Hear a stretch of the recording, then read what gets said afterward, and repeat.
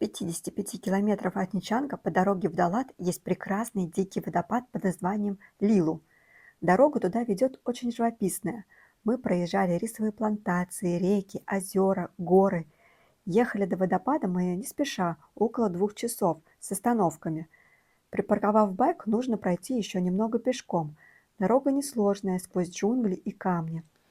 Pull you underneath the slumber, into the light before the thunder. Tell me, is there any wonder about where we stand? Little honey in the summer, fell in love with hunter.